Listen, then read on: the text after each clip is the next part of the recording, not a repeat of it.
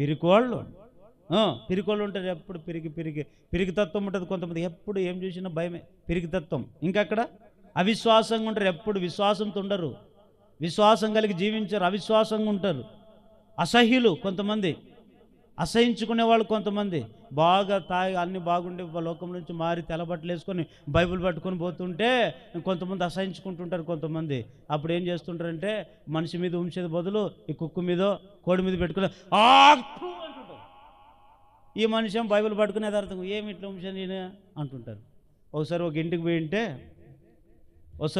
పోయింటే ఆ ఇంటి ఎదురుగా ఒక తల్లి ఉంది, వేరే గ్రామంలో అండి. తల్లి ఉంది.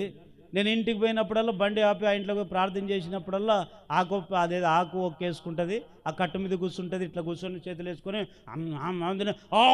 అంటుంటుంది. నేను పోయినప్పుడే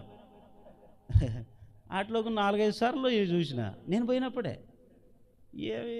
నాకేం శత్రువా, నేను కిడి చేసినానా, నాదేమో సేవకుడికి యథార్థంగా ఉంటాను. వీళ్ళు పిలిచారు కాబట్టి ప్రార్థన చేసి రావడం నా ధర్మము.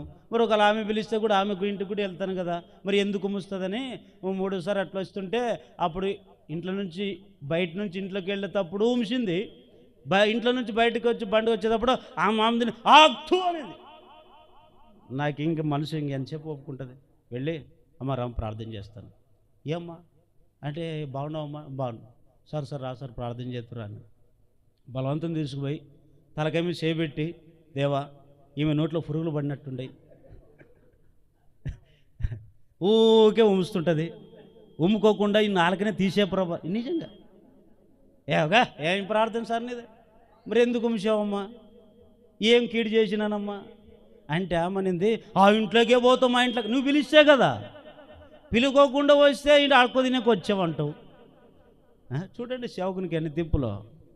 దేవుని బిడ్డలారా, ఇది రెండవ మరణం. కొంతమంది అసహించుకుంటారు, కొంతమంది బాగుపడితే ఓర్చుకోలేరు, అసహించుకుంటారు.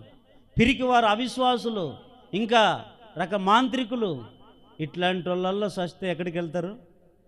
రెండవ మరణం. మరి రెండవ మరణం తప్పించుకునేవారు ఎవరు?